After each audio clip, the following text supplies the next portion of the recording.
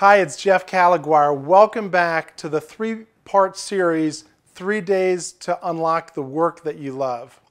If you haven't seen the first two videos yet, be sure to go back and watch them first because they do build on each other. The first one is about unlocking your passion. The second one is how to unlock your proficiency. And now today I want to speak to you very practically about how do you unlock the platform where your passion and your proficiency can work. Now I realize for some of you that is going to be about creating a platform. For others of you that's going to be about finding that platform and finding the way to get to that platform and build on that platform because it might already exist. So what am I talking about when I'm talking about a platform? I mean, first there's just the idea that a platform is somewhere that's raised that you can speak to an audience. It's like, or a play takes place on a platform. If you're into computers, you know that the platform is where the system can run on, or the software can run on the platform that's the system. In marketing, your platform is how you can reach your audience effectively with a message that they will understand and then act upon. So probably this is more related to the third, because you're not going to be standing on something unless you're a speaker, communicator, or actor, and you're probably not looking to build a computer system. So there's numerous reasons really for you to have a platform. It gives you a place and a plan in order to move forward. It gives you a place that you can focus and work with. And it gives you a place where your message or your voice or your gifts can get out there. So number one, as you're trying to stand back and say, what is my platform? What I want to take you through today is really getting clear on what is your message. Number two, who is it that most needs that message? Number three, how do you best communicate it and get it out there? And then number four, why should they say yes to what you're offering? Now, I really believe that the why is often the most missed thing as we do most things. And recently Simon Sinek created a TED Talk, which if you've never seen is on the idea of why. And what his idea was that most companies or organizations, and really people, can say this is what we do. Okay? Unusually, or the better companies can tell you how we do it, what our skills are and our processes and our programs, but then it's the unusual company or organization that answers why we do it. And it's the thing that made people like Google or Apple amazing because they know why they do what they do. And so the first part of really your platform in some ways comes back to your passion of knowing why you want that platform, why you want to be able to work in that industry or help these people. So really getting to the why will influence your whole platform. So number one, let me ask you the question, and you might want to write these down. What is your message? What do you have to get across to your audience that they need to hear? A few weeks back, I was invited to take a tour of a very entrepreneurial company. In fact, they've started many brands, some of which are now world famous. And what I was most impressed about was when I walked into almost every room in the company, I saw their purpose statement and mission statement. And it was everywhere. It was kind of like the omnipresent, message behind why they were doing what they were doing. On one chart, there was a history of the company, and at a key date was when they defined what that was. So what they did as an organization is what each of us needs to do as individuals. We need to be able to answer the question, what is the message that we have? And when you answer that question, that will help your platform begin to make more sense. Number two, what is your ideal audience or client? Or who is your ideal audience or client? And what are they like? And when I'm thinking about that, I'm thinking, What are the problems that they have? What keeps them awake at night? What are the things that they're doing that you can uniquely help them do?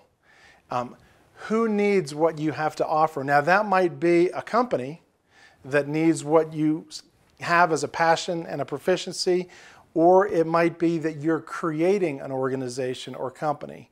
But when you can answer that and really understand them, then you are way ahead. So the best thing you can do really, and sometimes, is just to ask them, to find people who are in that audience and ask, what do you need? What is it that is your challenge? I put out an email last year that was just a very simple email that said, what do you really need? And asked, what is it that you really struggle with? And I was surprised that I got a lot of answers from people that were saying things like, I really need to know what my sweet spot is. I really need to know how to make money doing what I want to do. I feel like I'm struggling to really define it and articulate it. So those are some of the things that you can do.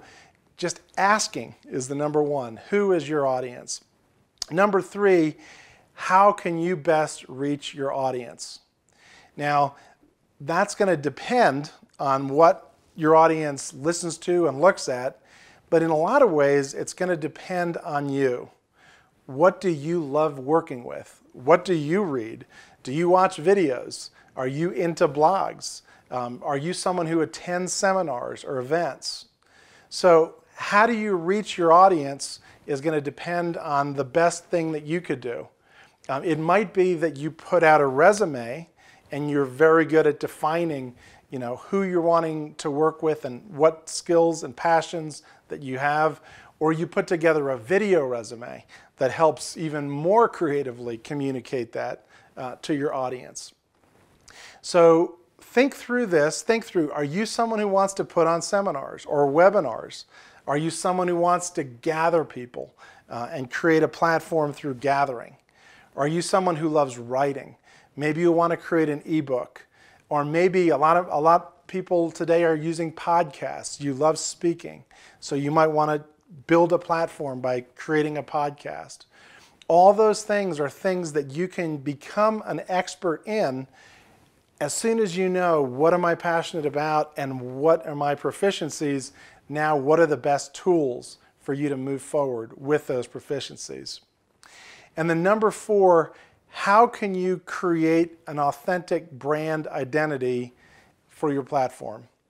Now, I know branding sounds very ethereal or business school, but really branding is understanding, what is my story?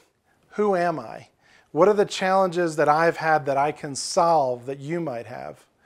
And then, what am I like? What are the things that I love doing that connect with my audience, that connect with my client? And those things can be then built in color. You can create videos that show off your brand. You can have logos. But the logo and the video should really get around, what is your story? And as you define what are the challenges that you've had and now you want to help others, you're going to find that there really are people that need that. And it's a brand because people identify you with that need and meeting that need. So who is your audience? And what do they need? What is your message? How can you get that out there? What are the tools that you want to use? And then what is your brand identity? Those are the things that take your passion, take your proficiencies, and allow you to bring that to the people that need you most. My hope is that you found this helpful and you'll find an application. So what is your next step? If you're to build your audience, of those, what sticks out to you? Is it defining that? Is it building, really focusing on a tool? What I'd love to do is help you in that journey. And because we've got a coaching organization, what we do is help people through this process by taking immersion retreats. We call them VIP retreats. And one of the cool things about living in Colorado is I often invite people here to go on that journey and really get that clarity. So if you would like to go deeper in understanding these things and then building a game plan to do it, let me invite you to have a time, a free consultation if you're interested in moving towards a VIP retreat. The other thing that we're creating is called the Mountain Mastermind.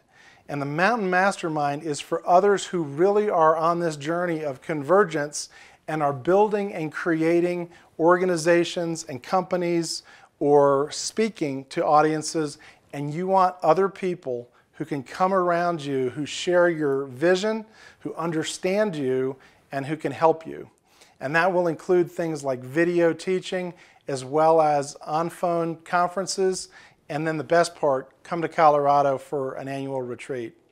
So thanks for taking the time to listen to this. If you missed anything, again, go back through the other videos. But I really look forward to getting to know you and your company or organization or your spouse and helping you really live into the work that you can love. God bless you.